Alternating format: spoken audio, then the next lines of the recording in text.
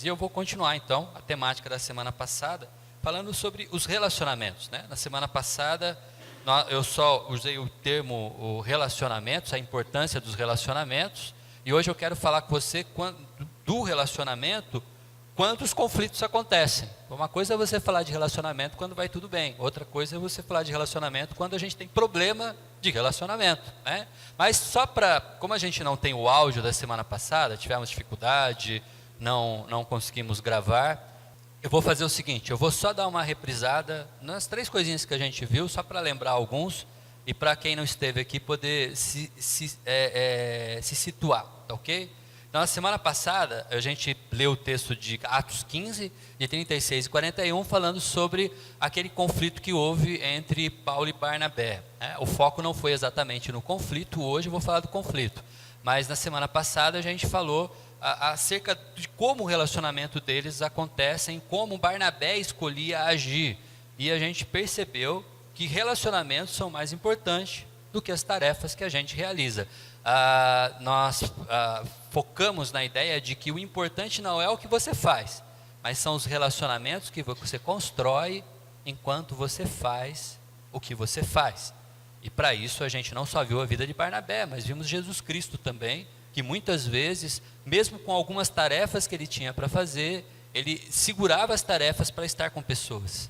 Ele desviava rotas para estar com pessoas. Jesus Cristo valorizava mais o relacionamento do que as tarefas. Quando Marta na casa se preocupava em servir, Jesus fala acerca de Maria, ela escolheu a melhor parte, que é estar no relacionamento, né? E nós lembramos também que isso é em relação a Deus. Não é importante as tarefas que você faz para Deus, mas o relacionamento que você desenvolve com Deus enquanto você faz aquilo que você faz para Deus. Daí nós também percebemos que uma única pessoa já é campo missionário importante e para ser grande o suficiente para você se importar. E nós percebemos que Barnabé, para começar a comunidade de Antioquia, sai de Antioquia e vai até Tarso para buscar o apóstolo Paulo.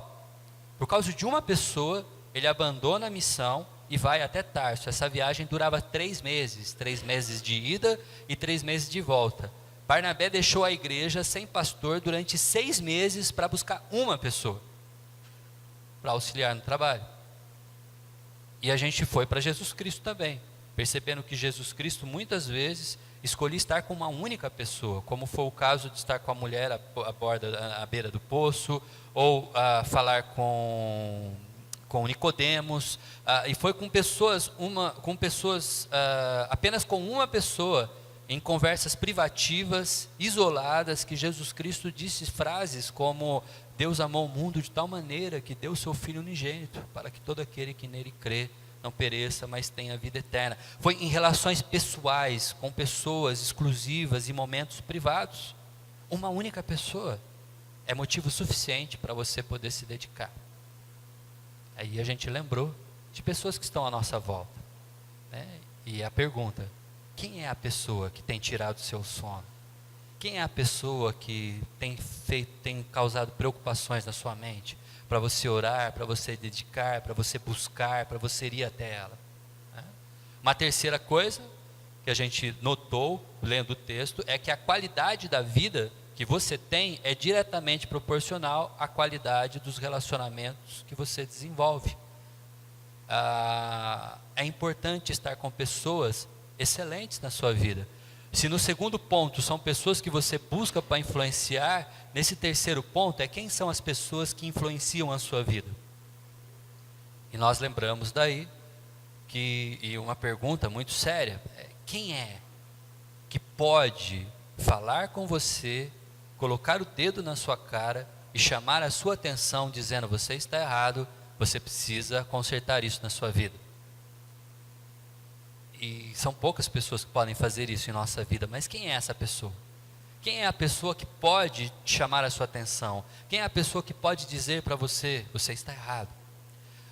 João Marcos tinha Barnabé, que foi um tutor para ele, e fez isso com ele. E nós percebemos que no decorrer da história, João Marcos, que era alguém que foi o caso da divisão aqui da amizade não, né? Mas do ministério de Paulo e Barnabé, acabou sendo importante para o apóstolo Paulo novamente, porque ele era imaturo no começo da caminhada, mas caminhando com Barnabé, ele se tornou útil para o trabalho, como a gente vê lá em 2 Timóteo capítulo 4, quando o apóstolo Paulo manda trazer João Marcos, ele me é útil. E a gente também percebeu que a qualidade da nossa vida é também diretamente proporcional à qualidade do nosso relacionamento com Deus. Ele é a pessoa mais excelente com quem a gente pode se relacionar. Foi isso que a gente viu na semana passada, tá? Só uma recapitulação. E aí uma frase que nós tivemos assim, que chamou bastante atenção, e eu expliquei, é uma frase do reverendo Ricardo Agreste, e ele fala sobre plantação e revitalização de igreja, que é um nome que a gente usa para quem cria uma nova igreja, né?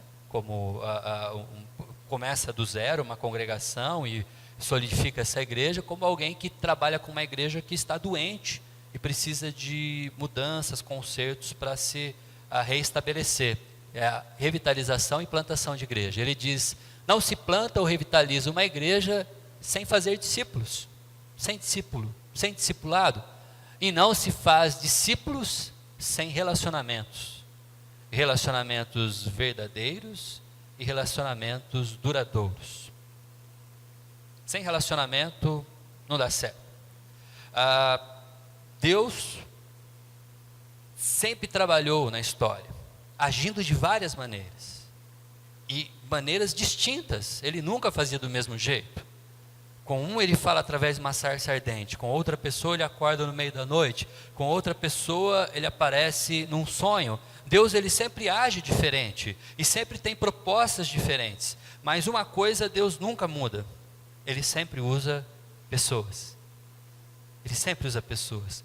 E por isso os relacionamentos são importantes. E eu deixei essa frase do Ricardo Agreste, que foi a que a gente usou na semana passada, para começar e instigar essa semana. Porque ele fala sobre relacionamentos verdadeiros e duradouros. E quando a gente fala sobre um relacionamento verdadeiro e duradouro, a gente tem que falar sobre conflitos. E talvez quando talvez para falar de igreja, né, e relacionamento, a igreja primitiva de Atos seja um modelo para a gente dar uma olhada, para a gente dar uma percebida em como é uma igreja, talvez, que você imagine, ela é perfeita. Eu leio na Bíblia, ela é perfeita. A gente lá olha para ela como uma igreja modelo. A gente lê em Atos 2:42, né, que eles tinham tudo em comum.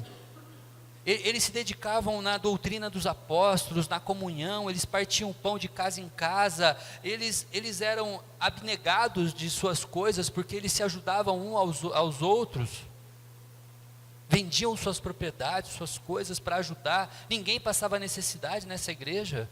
Que igreja maravilhosa!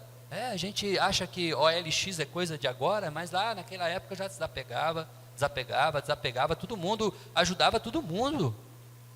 Às vezes eu imagino a igreja de Atos, essa igreja, eu às vezes tenho até uns vislumbres meio estranhos, tá? Imagina alguma coisa meio hippie, assim, sabe aquelas comunidades de 1970 que a gente vê nos filmes, assim, que todo mundo vive numa fazenda, planta junto, colhe junto, faz o sopão, todo mundo come junto. Às vezes me vem essa ideia à mente, é uma comunidade assim perfeita.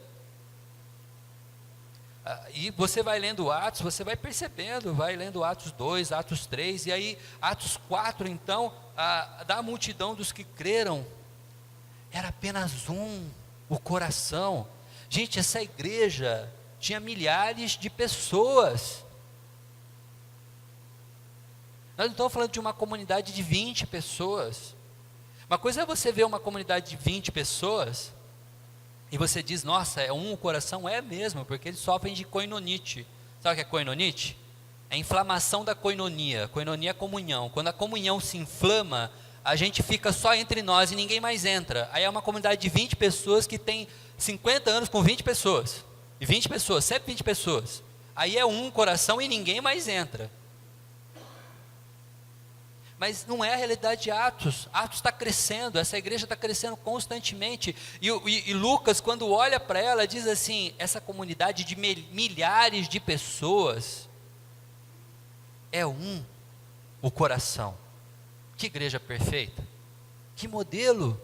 A gente olha para Atos e a gente fica encantado, só que a gente tem que lembrar que a igreja é do Senhor Jesus, mas é composta por pessoas, e pessoas são pecadoras, e aí a gente vai perceber que Atos é um modelo mais ou menos, não é tão perfeito assim, porque aí a gente chega, por exemplo, em Atos 5, a gente já percebe que a igreja tem problema, ela não é tão assim perfeita. Em Atos 5, por exemplo, a gente tem um casal que, comovido, porque todo mundo está doando, entregando dinheiro, todo mundo está participando, eles olham assim, né? Barnabé, que a gente estudou semana passada, tinha uma propriedade lá em Chipre, lá perto do mar, assim, com uma vista bonita, um sobradinho legal, ele foi lá, vendeu aquilo lá, chegou lá para os apóstolos, está todo o dinheiro aqui, quero que vocês dividam, que vocês, né, estudem a melhor maneira de usar isso para o bem da comunidade. E aí eles olham esse casal, chama Ananias e Safira, e eles ficam assim, puxa, está todo mundo doando, né? Aí Safira está lá em casa jantando com Ananias e fala assim, puxa, a nossa vizinha, Dona Maria, doou um terreninho que ela tinha lá, a gente estava no Clube do Livro, ela doou, comentou, aí outro tinha vendido uma moto, doou também. E aí eles olharam para mim, e você, Safira, o que você doou para a igreja? E eu fiquei sem graça, porque eu não tinha doado nada, né? Aí Ananias falou assim, a gente pode aí, né, dar uma ofertinha, não tem problema, né? A gente pode dar uns R$100, né, também, para ajudar na comunidade. Aí a Safira, R$100? Dona Maria deu um terreno, R$100? Você acha que eu vou doar R$100? Com que cara eu vou chegar no Clube do Livro e falar que eu doei R$100 para a igreja? Está todo mundo doando bastante, eu quero doar um pouco mais também. Aí Ananias pensou, falou, puxa, a gente tem um terreninho aí, né? Se quiser a gente pode vender e a gente doa, então. Mas tudo? Mas tudo não, né? Tudo não, aí fica difícil. Aí então o que eles fizeram? Venderam a propriedade e resolveram fazer uma doação para a igreja. Doaram parte do terreno. Até aí algum problema? Nenhum. Mas o problema é que Ananias e Safira cultivaram no coração uma certa inveja, porque eles queriam parecer como todo mundo, mas eles não eram iguais a todo mundo, porque eles não tinham no coração a mesma vontade, a mesma abnegação. E aí eles mentiram. E disseram, olha, vendemos um terreno por X e resolvemos doar tudo para a igreja. Que bom. Eles poderiam ter dito, olha, a gente vendeu e resolvemos doar uma parte, não tem problema nenhum, oferta é oferta, você está ofertando, ninguém é obrigado a ofertar, ninguém estava sendo, não havia uma carteirinha de sócio da igreja primitiva, onde todo mundo era obrigado a doar alguma coisa, era voluntário, mas eles mentiram. Esse era o problema. Na igreja de Antioquia, nessa igreja primitiva, a igreja de Antioquia foi semana passada, nessa igreja primitiva havia mentirosos. Uma igreja que está nascendo, milhares de pessoas, ela cresce, um era o coração, todos tinham tudo em comum e havia mentirosos. Uma igreja é formada por pessoas e por isso ela, assim como as pessoas, acaba não sendo tão perfeita. Bom, o texto continua em modelos, por exemplo, como o de Atos 6, que é o que eu vou usar. Eu só citei Ananias e Safira para a gente se situar e perceber que a comunidade, ela não era exatamente perfeita. Mas olha só o que diz Atos 6, de 1 a 7. Naqueles dias, crescendo o número de discípulos, os judeus de fala grega, entre eles, queixavam-se dos judeus de fala hebraica, porque suas viúvas estavam sendo esquecidas na distribuição diária dos elementos. Por isso, Os 12 reuniram todos os discípulos e disseram: não é certo negligenciarmos o ministério da palavra de Deus, a fim de servir à mesa. A questão aqui não é o que é exatamente mais importante. Todos servem na igreja, mas só que pessoas possuem talentos específicos, desenvolvem seu talento em áreas específicas. Ele já desenvolveu deles o ministério da palavra, e agora precisavam de pessoas que desenvolvessem outras áreas, né, que era o servir às mesas. E aí então eles dizem: irmãos, escolham entre vocês 7 homens de bom testemunho, cheios do Espírito e de sabedoria. Passemos a eles essa tarefa, e nos dedicaremos à oração e ao ministério da palavra. Tal proposta agradou todo mundo. Todo mundo achou que foi uma boa ideia. Puxa, isso pode dar certo. Então escolheram Estevão, homem cheio de fé e do Espírito Santo, além de Felipe, Prócoro, Nicanor, Timon, que não é o Timão, Pármenas, que também não é o Palmeiras, e Nicolau, um convertido ao judaísmo proveniente de Antioquia. O interessante dessa igreja é que eles escolhem pessoas distintas, diferentes, de regiões diferentes, e apresentaram esses homens aos apóstolos, os quais oraram e lhes impuseram as mãos. Aqui nós costumamos lembrar sempre desse texto quando nós temos eleição na igreja para novos oficiais, especificadamente os nossos diáconos. Aqui surge o serviço do diaconato. E essas palavras, assim a palavra de Deus se espalhava, crescia rapidamente o número de discípulos em Jerusalém, e também um grande número de sacerdotes obedecia à fé. Essa é a igreja de Jerusalém, a igreja primitiva que a gente chama, né? Onde a gente tem esse primeiro modelo, que parece perfeito até um certo momento, mas a partir do momento que a igreja começa a crescer, a gente percebe que ela também tem problemas. Não vamos encontrar uma igreja perfeita aqui na terra. Não vamos. Você pode até olhar para as outras igrejas e imaginar: nossa, ela é perfeita. Ali, você pode até gostar. Talvez tenha um louvor mais interessante, talvez tenha amigos mais conhecidos, com quem você se relaciona melhor, mas perfeita ela não é. Dizia já nossos pastores mais antigos, Astrogildo, Ademar e outros, que o dia que você encontrar uma igreja perfeita, no momento que você entrar nela, ela deixará de ser, porque você não é perfeito. Mas o fato é, nós estamos falando de igreja, de relacionamentos na igreja e de conflitos nesses relacionamentos que nós temos dentro da igreja. Porque se você quiser se dar super bem comigo, sempre, tem uma dica para você: não seja meu amigo. Não aprofunde o seu relacionamento comigo. Me conheça superficialmente, que você vai me achar um cara bacana sempre.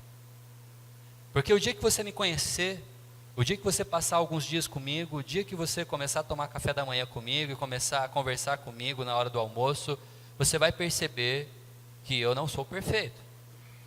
E eu talvez vou te decepcionar algumas vezes.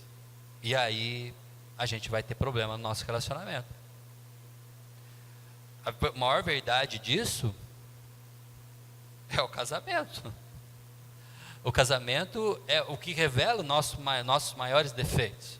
É onde não dá para se esconder, não dá para desviar a atenção, não tem jeito, uma hora as coisas aparecem. Mas estudar a igreja de Jerusalém nos mostra um pouco mais do que os relacionamentos que têm problemas. Nos mostra que a vida na comunidade cristã, ela não nos isenta de dificuldades e crises dos relacionamentos. Não é porque você chegou numa igreja que você acha que lá dentro nunca vai ter. É importante que você saiba disso, é importante que você lembre disso. Na igreja, você terá conflitos. O fato de sermos cristãos, o fato de sermos crentes, o fato de adorarmos o mesmo Deus, o fato de frequentarmos a mesma comunidade, não nos isenta de conflitos nos relacionamentos. Tenha certeza disso. Se não for aqui no Jardim América, vai ser em qualquer outra igreja que você estiver. O começo vai ser 1000 maravilhas. Eu não dou um mês para você começar a achar defeito. Vai ter problema. Ainda, As crises fazem parte da construção de um relacionamento perfeito. Faz parte. É no atrito que os corpos se acomodam. É no atrito que a gente começa a compreender um outro melhor. Os atritos fazem parte da construção de um relacionamento maduro. Ainda, não há relacionamento maduro sem aprofundar relações. Você quer se dar bem com todo mundo, seja superficial com todo mundo. Mas você vai ser sempre uma pessoa imatura. Sempre. Porque você nunca vai aprofundar a relação com ninguém. Toda vez que você tem um conflito, aborta. Quem diz isso é Larry Crabb. Larry Crabb é um escritor, ele é teólogo, psicólogo e também escritor. E ele escreve livros como Conexões, ele tem outro livro, Cuidando do Ser também, que é muito bom. E ele trata um pouco dessa psicologia das relações das pessoas, né? E olha só o que ele diz, que todo relacionamento passa por 3 fases. Seja com o seu professor na faculdade, seja com o seu novo chefe na empresa, seja com o seu novo vizinho, seja com a sua esposa quando vocês estão namorando, seja qualquer pessoa que você encontra, qualquer relacionamento que se estabelece, passa por 3 fases. A primeira fase é a lua de mel. Fiz uma amizade no trabalho, primeiro dia do cara, a gente sentou junto para almoçar na empresa, descobri que a gente gosta do mesmo tipo de música, a gente tem um monte de coisa em comum. Aí eu chego em casa e já falo para minha esposa, nossa, eu fiz um amigo lá na empresa, nossa, o cara é muito joia, não sei o que lá, eu estou pensando em chamar ele, a esposa dele para vir aqui em casa, a gente precisa fazer um churrasco, porque ele é muito joia, e é a lua de mel. Um novo vizinho que mudou para sua casa, primeiro dia lá, o vizinho chegou, aí ele foi estacionando, foi trazendo a mudança dele, aí você parou para conversar com ele enquanto estavam descarregando, aí você descobriu que ele é super bacana, você descobriu que ele ouve, você descobriu que o cara é músico. Nossa, eu também gosto de música, o cara é músico, gente, que legal, eu tenho um vizinho músico agora, eu toco ukulele, violão, triângulo e mais um monte de flauta, apito e campainha, e aí eu vou lá na casa dele qualquer dia, a gente vai poder fazer um som junto, que legal, eu tenho um vizinho músico. Ou a menina que, né, começa a namorar e descobre o rapazinho lá na escola, tal, e aí, nossa, ele é tão romântico, ele é tão legal comigo, ele abre a porta do carro, ele é gentil, ele me manda mensagem toda manhãzinha com um coraçãozinho nos olhos, ele é um amor, é um encanto, é a pessoa que eu sonhei. É a lua de mel, todo mundo tem isso, em qualquer relação. Aí vem a desilusão. 2 horas da manhã, ensaiando trompete. Esse meu vizinho é sem noção, né? Como assim, né? Aí a menina, né? Puxa, eu não aguento mais. Todo dia esses coraçãozinhos que ele me manda, eu já entendi que ele gosta de mim, não precisa ficar mandando de 10 em 10 minutos. Caramba, eu não posso ir no banheiro que ele pergunta onde você está, eu não posso sair que ele pergunta com quem que você está, eu não posso fazer nada. Sempre tem. Aquilo que a gente acha que é mais positivo numa pessoa acaba sendo justamente aquilo que mais nos incomoda. Tudo que a gente gostava na pessoa e achava que era maravilhoso, com o tempo parece que não é tão maravilhoso assim. A desilusão vem. Mas aí tem um terceiro passo, que Larry Crabb aponta como o amadurecimento. É a hora que você escolhe. Ou eu aprofundo essa relação e aprendo a conviver com as crises, ou eu vivo numa relação Pantanal. Sabe a relação Pantanal? Pantanal, sabe como que é o Pantanal? Pantanal é assim, é uma extensão gigantesca. Você olha assim para aqueles lagos, eles são assim, eles somem no horizonte. São extensos, uma extensão vasta. Mas só que, de repente, você vê os bois andando ali, e eles estão com água até o tornozelo só. É vasto, mas sem profundidade nenhuma. É a famosa amizade do Facebook. A pessoa está lá no seu Facebook. Você conhece ela de fato? Você conhece todo mundo que está no seu Facebook, que está nas suas redes sociais? É vasto, é muita amizade. Eu olho, eu vejo o Facebook das minhas meninas, eu não entendo, 1.200 amigos, minha filha tem aniversário para fazer, se eu chamar os amigos dela, são os amigos do Facebook, se eu chamar todos do Facebook, não vai dar 1.200 amigos. Como ela tem 1.200 amigos? Aí você pergunta assim, viu, mas quem é fulano? Eu não sei. Mas ele está no seu Facebook. Ah, ele me incluiu, me adicionou, eu adicionei ele também. Amizade de Facebook, Pantanal, é vasto. Eu tenho muitos amigos, eu quero ter milhões de amigos, dizia o Roberto Carlos, mas sem profundidade, eu não conheço ninguém. Porque quando eu chego na parte da desilusão, em vez de amadurecer e aprofundar a relação, sabe o que eu faço? Aborto. Não vale a pena investir nessa amizade. Ah, esse meu vizinho não tem jeito. Ah, esse meu namorado é muito meloso, não vai funcionar essa relação. A gente não amadurece então. Mas amadurecer significa aprofundar.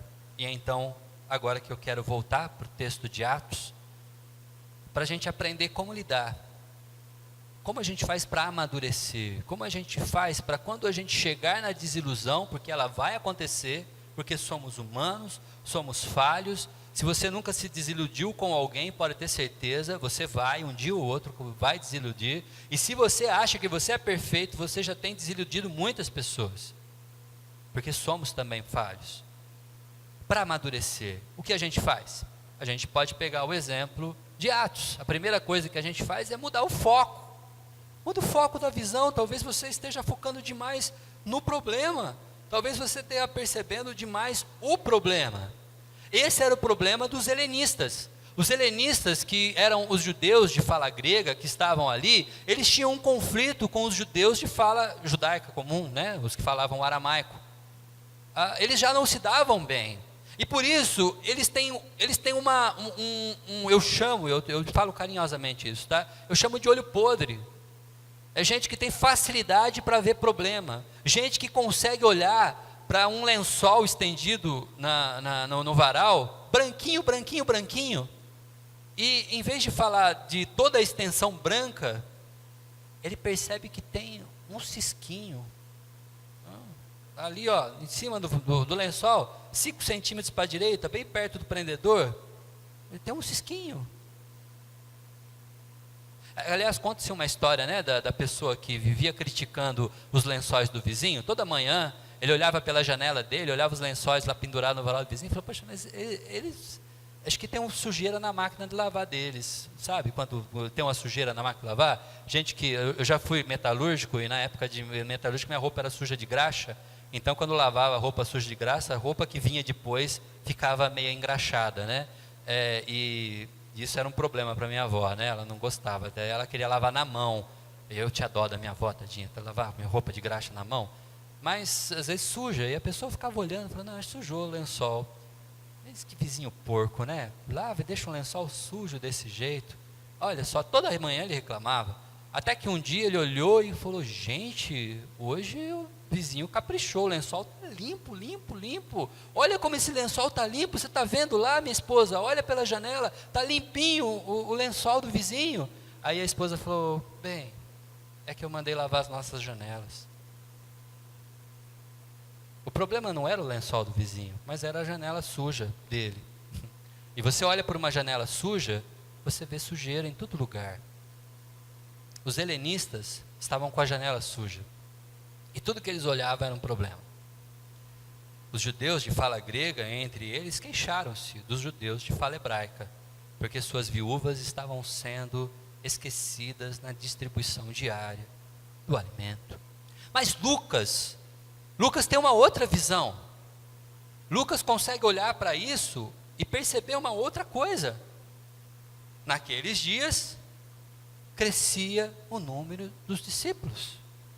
Uma coisa é você olhar para uma igreja e dizer que ela tem problema. Outra coisa é você olhar para uma igreja e dizer que ela está crescendo, é por isso que ela tem problema. Você prepara um movimento, um culto, um evento para 150, 300 pessoas. De repente chega a 3.000. Você acha que não vai ter problema? Você imagine a professora da escola dominical naquela manhã, lá em Jerusalém, quando ela estava esperando dar aula para umas 120 criancinhas, ela já tinha até recortado lá os papelzinhos para dar aula para todo mundo, então cada um ia ter lá o seu estilinguinho para a gente brincar de Davi, depois tacar pedrinha em algum lugar, não no outro porque é perigoso, mas ela preparou lá bonitinho a funda, né, para brincar com as crianças, 120 direitinho, é a média que a gente tem aqui. De repente ela olha, chama na hora vamos fazer oração pelas crianças, vem 2.000 crianças. E aí, o que eu faço com 120 estilinguinhos para brincar com 2.000 crianças?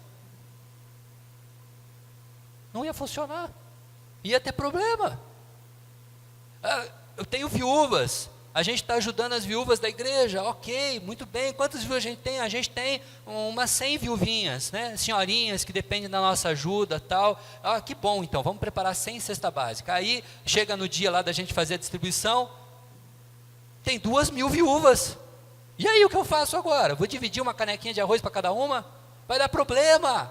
Vai ter problema mesmo, vai ter dificuldade. Presta atenção, mude o foco da sua visão. Se você está vendo problema sempre, se você está com a janela suja, toda vez que você olha tem problema, toda vez que você olha você reclama. Se você está reclamando demais, aliás, esposas ajudem, maridos ajudem, porque a gente costuma reclamar primeiro para a esposa e para o marido. Aí quando estiver reclamando, dá uma cutucada. Será que você não está com a sua janela suja? Não, querido? Porque às vezes o problema está no nosso foco. A gente está prestando atenção na coisa errada. Muda o foco. Presta atenção. Se tem problema, tem um motivo para ter um problema. Procure o motivo do problema. Não foque em murmurar. Os helenistas estavam tumultuando, estavam perturbando, estavam fazendo aquela celeuma, aquele povinho que fica diz que me diz, e fica enchendo o saco, e fica atormentando, não ajuda, não colabora, não agrega valores à comunidade, não glorifica a Deus com suas atitudes, causa um problema. Muda o foco da visão. Mas uma segunda coisa que a gente percebe é que os apóstolos nos ajudam a experimentar uma nova abordagem. Então experimente fazer diferente. Experimente tomar uma atitude diferente. Quando surgiu o problema, muda o foco, tenta descobrir o porquê do problema, e aí muda a sua abordagem, muda o jeito. A gente vai sentar e chorar, a gente vai ficar reclamando, a gente vai voltar para casa bicudo. Vou mudar de igreja agora. Não serve mais, porque ali não dá certo. Tenta uma nova abordagem. Primeira coisa que acontece: humildade, reconhecer. Os apóstolos reconhecem, de fato, estamos com problemas nessa área. Por isso os 12 reuniram todos os discípulos e disseram: olha, tem um problema, mas a gente já está cuidando de uma coisa. Não é certo a gente que já está cuidando do ministério da palavra de Deus, agora parar de fazer uma coisa para ir socorrer outra. Mas tem um problema. Tenha humildade para perceber que alguma coisa precisa ser feita, para reconhecer que de fato existem problemas. Queridos, vivemos em comunidade, vivemos em comunhão, nós temos que ser honestos. Quando uma coisa não dá certa, não dá certa. Quando uma coisa não está andando corretamente, não está andando corretamente. É preciso ter humildade e sabedoria para lidar com aquilo que não funciona e reconhecer, de fato, não está dando certo. E aí então o que eles fazem? Diálogo, uma nova abordagem. Olha só, os helenistas saem murmurando, falando mal, e fala aqui, e fala ali, aí cria um grupinho aqui, cria um grupinho ali, aí uma turma já se estressa, aí outra turma não quer mais, aí o que eles fazem? Vem cá, gente, vamos conversar. Irmãos, tem um problema. Então escolham entre vocês 7 homens de bom testemunhos, cheios do Espírito Santo e de sabedoria, e vamos dar essa tarefa para eles. Diálogo, vamos conversar, senta e conversa. Problema, a gente sempre vai ter, os relacionamentos terão conflitos, então, Quando você perceber problemas, muda o foco. Presta atenção. Às vezes é a sua janela que está suja. Tente uma nova abordagem. Reconheça que está errado. Reconheça que pisou na bola. Reconheça que poderia ser melhor. E chame para um diálogo. Sente para conversar. Como diz o reverendo Adão Carlos, sempre que você for conversar sobre qualquer coisa com alguém, se for uma coisa importante, principalmente, faça um lanchinho junto.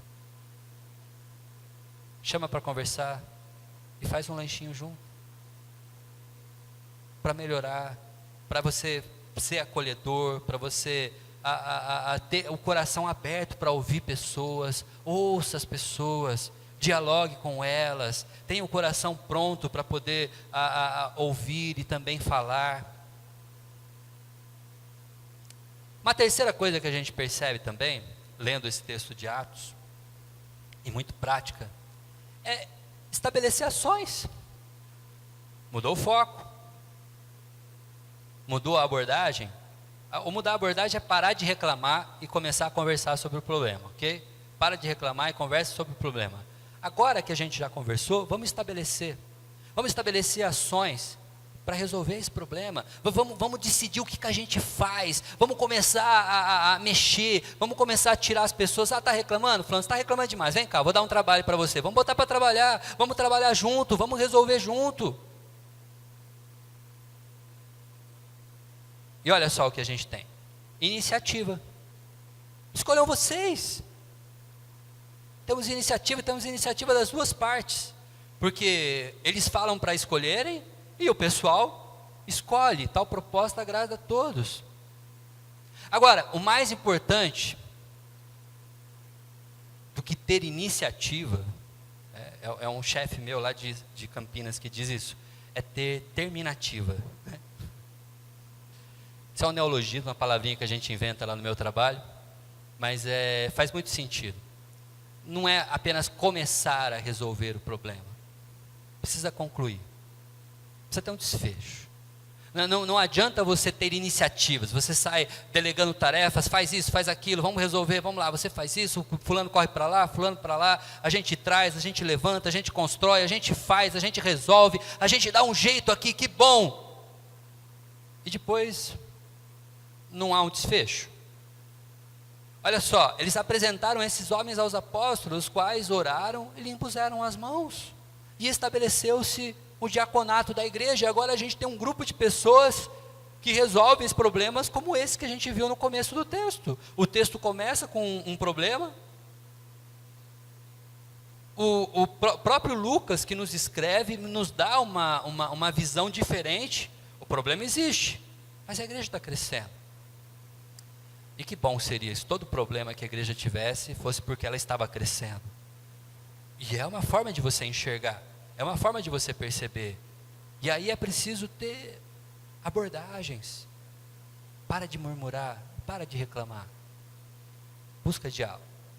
Vamos conversar. E agora, estabelecer ações para resolver o problema.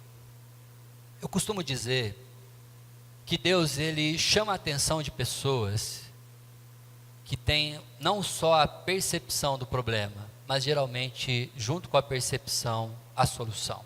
Eu vou dizer por quê. Porque nós, seres humanos, nós nos adaptamos a enxergar coisas.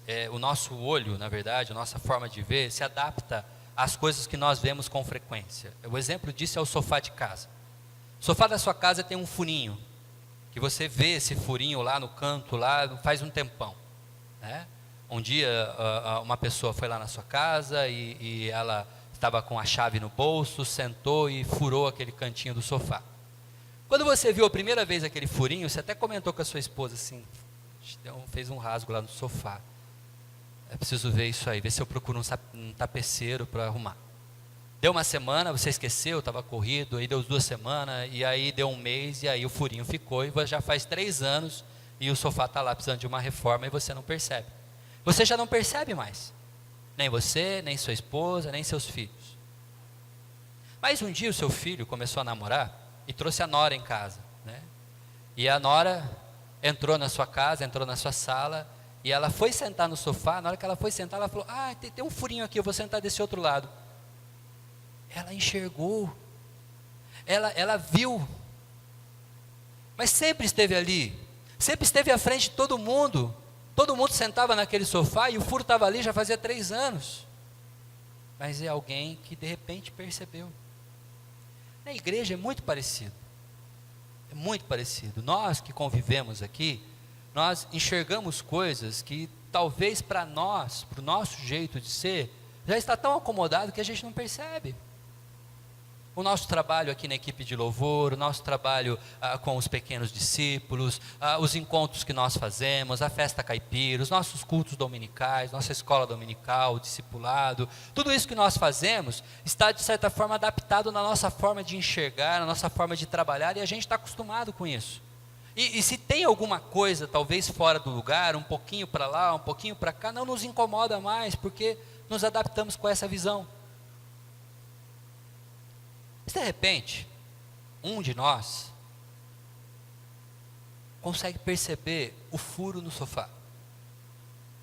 E eu costumo então dizer que quem percebe o problema também encontra a solução. Então, quando eu escuto alguém que percebe as coisas, né? Uma vez uma senhora veio falar comigo numa igreja lá em Piracicaba, e ela chegou e falou assim: pastor, está chegando o dia das crianças e tem muitas crianças que ficam brincando no terreno baldio aqui do lado da igreja, que inclusive era da igreja, né? A gente precisava fazer alguma coisa para essas crianças no dia das crianças e aproveitar. E eu disse para ela assim: que bom, querida, que você percebeu o furo no sofá. E eu tenho certeza que Deus está te chamando para resolver o problema. E eu convidei ela. Ela percebeu. Então, me dá a solução. Como a gente resolve isso? Como a gente faz isso? Participa da solução. Não é só apontar o problema, não é só ter iniciativa, mas ter determinativa. Vamos resolver junto. Isso está te incomodando? Que bom, alguém percebeu. Então agora vamos resolver juntos. E é essa hora que a gente amadurece. Porque em vias de regra, o que aquela senhora queria na verdade, era que eu, como pastor, deixasse o ministério da palavra e da oração, e fosse servir as mesas. E como eu disse, não há nenhuma hierarquia naquilo que a gente faz. Eu não tenho problema nenhum de servir a mesa, trocar uma lâmpada e a fazer coisas que não são exatamente da minha obrigação. Eu faço com prazer, com o maior carinho, porque eu amo a igreja e amo servir a igreja. Mas há vezes que eu não posso assumir alguns compromissos. Mas o desejo dela era que eu resolvesse o problema. E eu não tinha condições. Então eu convidei ela. Falei: vamos resolver junto? Eu te ajudo, a gente coordena, a gente escreve uma ação, convida mais pessoas. Ela falou: tá bom, pode ser então, pastor. Então eu vou fazer o seguinte: domingo que vem a gente conversa, tá bom? Vamos combinar, a gente conversa. Ela falou: tá bom, domingo que vem a gente conversa. Aí no domingo que vem ela não foi na igreja. E não me deu mais notícia. E nunca mais tocou no assunto. Tem iniciativa, mas não tem terminativa. Isso não agrega valor, isso não glorifica a Deus, isso não faz bem para a igreja de Jesus Cristo. É importante perceber, mas é importante participar da solução. Meu amado irmão, estamos falando sobre relacionamentos, estamos falando sobre dificuldades na relação. Quantos conflitos acontecem? E eles vão acontecer, e essa igreja não é perfeita, pode ter certeza. Você vai se decepcionar comigo, vai se decepcionar com o seu professor de escola dominical, vai se decepcionar com a equipe de música que toca aqui, vai se decepcionar com o Gerson que aperta o botão do computador, vai se decepcionar com as escadas, com o tapete da sala do nosso berçário, talvez com a temperatura da água que sai do nosso bebedouro. E a verdade é que se a sua janela estiver bem suja, a lista vai ser bem grande de coisas que vão te decepcionar. Bem grande. Então, o meu convite, quando alguma coisa te incomodar, quando você estiver percebendo problemas, primeira coisa, experimente enxergar o que está por trás do problema. Tenta ler a história, tenta ler os motivos, tenta perceber toda a narrativa e não gaste tempo só olhando para o problema. E por isso o convite é: pare de murmurar, pare de reclamar e tenha uma nova abordagem, uma abordagem humilde que reconhece realmente estamos com um problema. E eu até faço parte desse problema, porque nem sempre estou ajudando. Faço parte também. E diálogo. Quando você percebe uma coisa e conversa com quem resolve, quando você percebe uma coisa e resolve e conversa com quem é o responsável, você tem diálogo. Quando você percebe uma coisa e conversa com quem só vai continuar conversando, isso se chama fofoca. Isso é pecado. E isso estraga a igreja. Isso faz mal para a nossa comunidade. Isso faz mal para qualquer comunidade onde você esteja. Então, diálogo. Converse com quem é responsável. Procure pessoas que estão envolvidas. Procure pessoas que vão resolver. Procure conversar para tentar resolver e não para tentar piorar. E estabeleça ações que vão de fato resolver o problema, iniciando e terminando. Se começou uma coisa, termina. Se envolveu com um projeto, chega até o fim. Se envolveu com uma solução, caminhe até completar a sua tarefa. Iniciativa e terminativa. Ok? Bom, dizer apenas isso talvez não é explorar todo o texto de Atos. Porque isso tudo que eu falei para vocês acontece numa igreja como a nossa. Uma igreja grande, mas uma igreja feita por pessoas pecadoras. Mas todos esses acontecimentos nessa narrativa de Atos tem um desfecho, e um desfecho que eu costumo imaginar maravilhoso. Porque olha o que nos diz o texto. O resultado é uma igreja sadia, uma igreja saudável, uma igreja que tem testemunho e uma igreja que tem crescimento. A gente começa Atos 6 com um problemão. Passamos pela solução, ou pelo desenvolvimento de uma solução e pela criação de uma solução. E assim a palavra de Deus se espalhava. Sabe por que igrejas não crescem via de regra? Porque caminham com as janelas sujas. Estão sempre com foco nos problemas. Cristãos que vivem olhando para os problemas, não tem tempo para dar testemunho. Você está lá no seu trabalho, em vez de você falar da bênção que foi do culto, você vai falar que o pastor demorou demais. Você vai lá no seu vizinho, em vez de você comentar que teve um momento maravilhoso com as crianças, onde, nossa, elas se envolveram, elas cantaram, elas dançaram, foi tão lindo. Você contou para sua vizinha que você acha não tinha comida para todo mundo. Deu salgadinho. Mas quem que planeja um negócio para criança e falha na quantidade de salgadinho?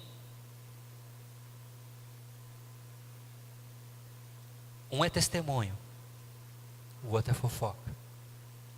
A palavra de Deus se espalhava e crescia rapidamente o número de discípulos em Jerusalém, porque as pessoas ouviam o testemunho acerca desses cristãos que conviviam ali e se encantavam por aquela igreja. Mas pera, aquela igreja tem problema, mas olha só, a gente está enxergando a parte cheia do copo. A igreja tem problema, mas nós estamos enxergando a comunhão. Aquela igreja tem problema, mas nós estamos enxergando a graça de Deus no meio deles. Aquela igreja tem problema, mas nós estamos enxergando a vida comunitária como um todo.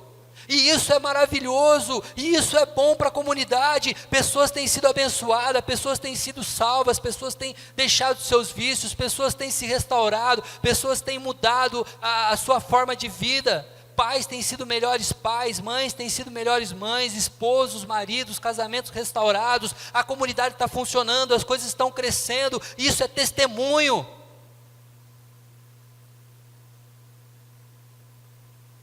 Isso é saudável.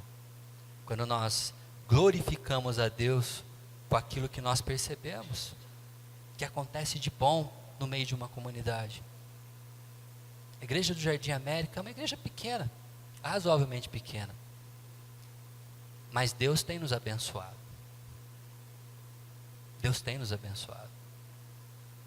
Recentemente, nosso irmão Manuel tomou os remédios errados.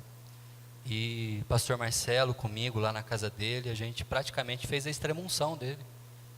Porque achou que era o último dia dele. Mas veja como Deus é gracioso. Corrigiu os remédios.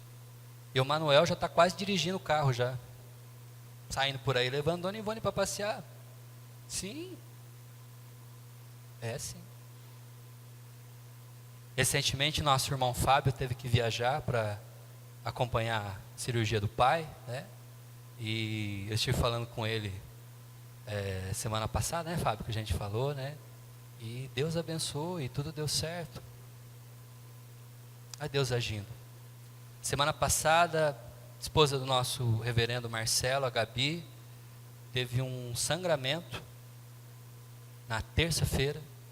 Foi levado às pressas, pronto-socorro, ultrassom, e o médico disse: está tudo bem. E eu lembro que eu fiquei perplexo, porque eu estava falando com a Patrícia, eu fico imaginando a cabeça da Gabi saindo da casa da mãe e indo para o pronto-socorro. Os pensamentos na cabeça de uma mãe que tem uma gravidez complicada, as preocupações que surgiram e todo o peso que ela carregou. E então ela fez agora a cirurgia na quinta-feira e sexta-feira, na sexta-feira à noite, para minha surpresa, ela mesma postou um recado dizendo que está tudo bem, que ela já está em casa e que já está agora de repouso. Deus tem agido. Eu tenho inúmeras histórias que eu ouço conversando com vocês, conversando com os vizinhos, e eu vejo Deus agindo. Eu vejo as coisas acontecendo na comunidade. Testemunho das coisas que acontecem na sua igreja, testemunha das maravilhas que Deus tem feito na sua vida, testemunho das histórias boas que nós temos para contar. E por fim, um grande número de sacerdotes obedeciam à fé. Isso parece meio estranho nesse texto. Por que Lucas inseriu que grande número de sacerdotes obedeciam à fé? Olha que eu li bastante esse texto e essa palavrinha nunca me chamava a atenção, até alguns dias atrás. E olha que curioso, quem eram os sacerdotes? Eram os religiosos que faziam o sacrifício no templo e que intermediavam o relacionamento dos homens com Deus. Agora, os homens que faziam as tarefas da igreja, obedecem à fé. Significa que quem acha que mandava, as pessoas que entendiam que sem elas não funcionava, porque se não sou eu para fazer o sacrifício, Deus nunca vai perdoar essas pessoas. Se sou eu que não vou lá no domingo, a coisa não vai acontecer. Se não sou eu para doar, se não sou eu para fazer, se não sou eu para levar, se não sou eu para abrir a porta, as pessoas com o tempo começam a se sentir donas das coisas que fazem. Os sacerdotes eram os responsáveis por fazer justamente isso, ligar as pessoas a Deus e fazer as pessoas se sentirem perdoadas por Deus. Mas agora, com a novidade de um novo Cristo, alguém que se oferece sacrificialmente e voluntariamente por todas as pessoas, livrando todo o pecado do mundo, o sacerdote desse tempo não tem mais função nenhuma. E então ele enxerga a sua própria natureza. Agora os próprios sacerdotes, aqueles que achavam que sem eles as coisas não funcionavam, estão obedecendo à fé, dando lugar para quem verdadeiramente tem que aparecer, que é o próprio Deus. Quem aparece é Cristo, convém que Cristo cresça. A maior dificuldade de ser líder é com o tempo achar que somos sacerdotes. É com o tempo acreditarmos que sem nós não vai funcionar. Ah, se eu não for. Ah, se eu não estou ali. E a verdade é que somos completa e totalmente descartáveis. Deus não precisa de mim para fazer a sua obra grandiosa. Mas Deus escolheu nos usar. E então o sacerdote, que antes era responsável por sacrifício, agora entende que já existe um sacrifício eterno. E ele não tem mais esse papel. Talvez o papel desse sacerdote seja o meu e o seu. O sacerdócio universal. O testemunho. O testemunho daquele que faz verdadeiramente a obra, aquele que verdadeiramente restaura a sua igreja. Por isso, antes de terminar, eu quero desafiar você a duas coisas, para você refletir e para você botar em prática. Você possui relacionamentos desgastados com pessoas que poderiam ser próximas? E aí? Aqui dentro da igreja, talvez? Lá na sua casa? Na empresa onde você trabalha? Tem pessoas com quem você não consegue, não dá liga, mas que poderia ser alguém próximo? Eu não estou falando daquela pessoa que você tromba no ônibus de vez em quando. Estou falando de pessoas com quem você tem contato, mas não aprofunda a relação.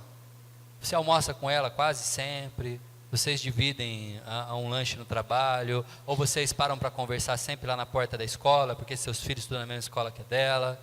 Existem pessoas com quem você não aprofunda a relação e poderia ser mais próximos. Pensa aí. Por fim, que tal, se existe um conflito, experimentar 3 passos? Pega o conflito, muda o foco. Pega o conflito e muda a sua abordagem. Por fim, tente resolver. É bem simples, mas a gente precisa tentar. Talvez esse conflito seja aqui, na nossa comunidade, no nosso dia a dia. Talvez esse conflito seja lá dentro da sua casa, com o seu esposo, com os seus filhos. Talvez esse conflito seja só seu e Deus. Talvez você precise de um novo foco para perceber Deus agindo na sua vida, apesar dos problemas que você tem passado.